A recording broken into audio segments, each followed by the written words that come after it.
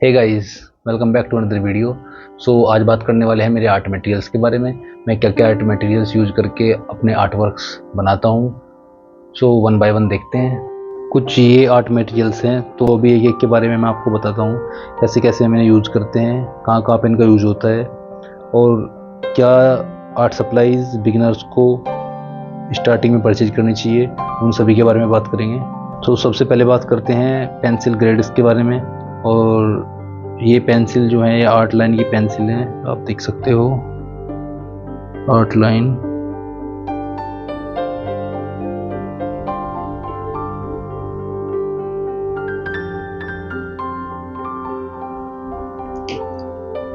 ये art material है जो मैं रिसेंटली यूज़ कर रहा हूँ अपने आर्ट वर्क्स में। ये ब्लेंडिंग स्टम्प और ब्लेंडिंग के और इरेज़र और ये अलग अलग ग्रेड की pencil, pen, highlighter, mechanical pen, charcoal pencil, colour pencil, eraser, sharpener. क्या क्या आर्ट मटेरियल्स लेना चाहिए स्टार्टिंग में, तो उन सभी के बारे में बात करेंगे। सबसे पहले देखते हैं, ये पेंसिल्स आर्ट लाइन की पेंसिल्स हैं, अलग अलग ग्रेड की हैं और ये बिगिनर्स के लिए बहुत ही अच्छी पेंसिल है। ये 10 भी है, इसमें अलग अलग ग्रेड की आती हैं, जैसे ये 8B, ये HB, 2B, 4B, 6B, 8B, अलग अलग ग्रेड्स की पेंसिल आती हैं। आपको इनका बॉक्स अराउंड 100 के राउंड अप्रोक्स पड़ जाएगा। मैंने नीचे लिंक दिए हुए हैं, आप वहाँ से भी बाय कर सकते हैं। ये हमें शेडिंग में हेल्प करती हैं। अलग अलग टाइप की जो हम शेडिंग करनी होती है, लाइट एंड डार्क एरियाज़ को ऑप्ट करना होता है, तो लाइट के लिए हम लाइट पेंसिल यूज़ करते हैं HB, और डार्क के लिए 8B एंड 10B तक यूज़ करते हैं। इसके बाद है फिर अभी चारकोल पेंसिल्स, और ये चारकोल पेंसिल है अप्सरा की, मीडियम एंड सॉफ्ट। ये अलग अलग मैं बाई की हुई है, सॉफ्ट की और मीडियम की। एक हार्ड पेंसिल भी आती है लेकिन वो ज़्यादा यूज नहीं होती है, तो इसलिए वो मैंने बाय नहीं की है। मैं सॉफ्ट की मोस्टली यूज करता हूँ चारकोल में, और ये आपको बहुत ज़्यादा डार्क वैल्यूज़ को अचीव करने में बहुत हेल्प करती हैं और बहुत जल्दी इनसे डार्क वैल्यू हम अचीव कर लेते हैं, और बैकग्राउंड में भी यूज़ होती हैं काफ़ी। इसके बाद आती है हमारा मैकेनिकल पेंसिल। मैकेनिकल पेंसिल ये सकूरा की है, ये मैंने ली हुई है 2 मैकेनिकल पेंसिल। ये 0.5 की है, ये 0.7 की है, और इनकी लेड्स हैं 0.5 और 0.7, इनकी लेड्स हैं। ये काफ़ी यूज़ होती हैं आउटलाइन वगैरह बनाने में, और स्टार्टिंग का स्ट्रक्चर ड्रॉ करने में, और आपका बेस लेयर देने में काफ़ी यूज़ होती हैं। इनमें भी अलग अलग ग्रेड्स की लेड आती हैं, आप अलग अलग ग्रेड की लेड ले सकते हो। बस लेड डालो और वर्क स्टार्ट। इसीलिए कुछ कलर पेंसिल्स हैं मेरे पास अलग अलग कलर की, इन्हें मैं यूज़ करता हूँ कई बार बैकग्राउंड्स बनाने में, और कलर डिटेल क्लोथ्स वगैरह में अगर कोई होती है तो उन्हें यूज़ करने में। कैमलिन की है कलर पेंसिल, और ये पेन है यूनिबॉल का, जहाँ पे मुझे हाईलाइट, शार्प हाईलाइट की जरूरत होती है, उसे मैं यूज़ करता हूँ वहाँ पे। और एक ये मेरे पास है पेंसिल, ये ज़्यादा यूज नहीं होती है, ये ब्लैक पेपर पे यूज होती है बहुत ज़्यादा। ये अप्सरा की है ग्लास मार्किंग पेंसिल, वाइट, लेकिन छोटी छोटी हाइलाइट्स निकाल देती है कई बार, तो वहाँ पे यूज हो जाती है। कहीं जहाँ पे हम स्पेस छोड़ते हैं वहाँ पे अच्छी हाईलाइट निकाल देती है। उसके बाद मेरे पास एक ही पेंसिल, इसमें इरेजर है पीछे, black matte pencil Faber Castell की। ये मैंने यूज़ की है और बहुत अच्छी पेंसिल है। इसका मैंने बॉक्स लिया था और मैंने यूज़ की है, एक ही पेंसिल बची है मेरे पास अभी।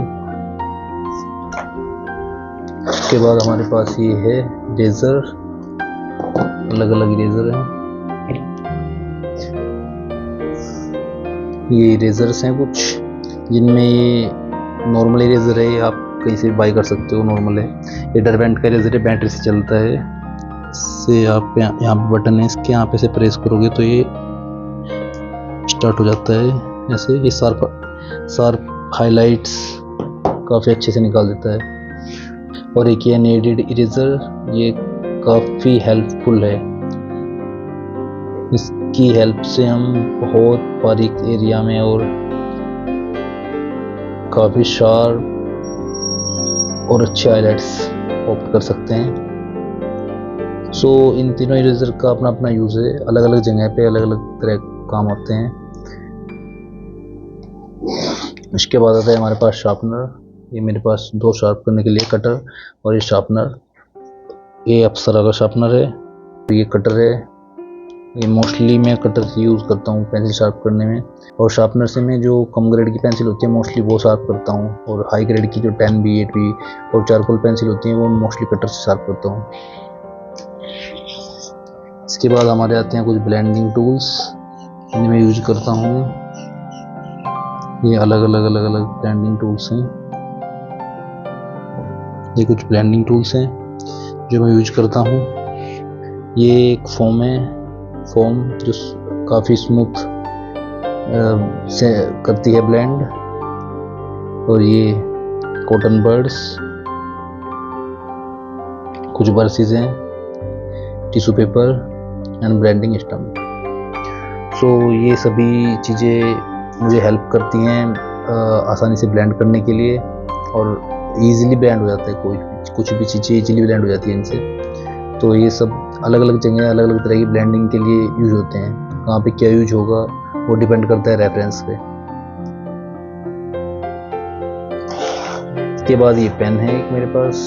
इस पेन को मैं यूज करता हूँ जहाँ पे मुझे शार्प पॉइंट चाहिए होता है, और पेंसिल की जगह मैं पेन यूज कर लेता हूँ। कई बार वहाँ पे डॉम्स का नॉर्मल पेन है, 2-3 रुपये का मिल जाएगा आपको कहीं भी। सो ये कुछ आर्ट सप्लाई थी मेरी, जो मैंने आपको 1 बाय 1 दिखाया। अब इनमें से बिगिनर्स को क्या क्या परचेज करना चाहिए मैं आपको बता देता हूँ।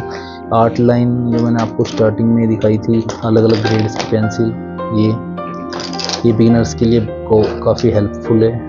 उसके बाद आपको blending stump, tissue paper, cotton birds, sharping के लिए ये एक पेन हाईलाइट के लिए, और ब्रश। ये मटेरियल्स बिगिनर्स के लिए इनफ है। और आपका इरेजर, एक नीड इरेजर और एक नॉर्मल इरेजर, बस ये मटेरियल बिगिनर के लिए इनफ है। आप ये मटेरियल लेके अपना आर्ट वर्क स्टार्ट कर सकते हो, और इससे आप कैसा भी आर्ट वर्क बना सकते हो, कोई भी वैल्यू अचीव कर सकते हो ग्रेफाइट में। सो ये कुछ आर्ट सप्लाई थी जो मैंने आप लोगों को भी दिखाई है। इसमें जो बिगिनर्स के लिए इम्पोर्टेंट है वो मैंने आपको बता दिया है, वो आप बाय कर सकते हो। मैंने नीचे लिंक भी दिया हुआ है, आप वहाँ से बाय कर सकते हो जाके। और ये आर्ट सप्लाई बिगिनर्स लेके कोई भी आर्ट वर्क बहुत ही अच्छा वैल्यू अचीव कर सकता है उसमें, और बहुत ही अच्छे से आप उसे बना सकते हो। और ये आर्ट सप्लाई इनफ है। आप जितना कम चीज़ों पे डिपेंड रहोगे उतना अच्छा आपका इम्प्रूवमेंट होगा। सो मिलते हैं नेक्स्ट वीडियो में। Okay, bye.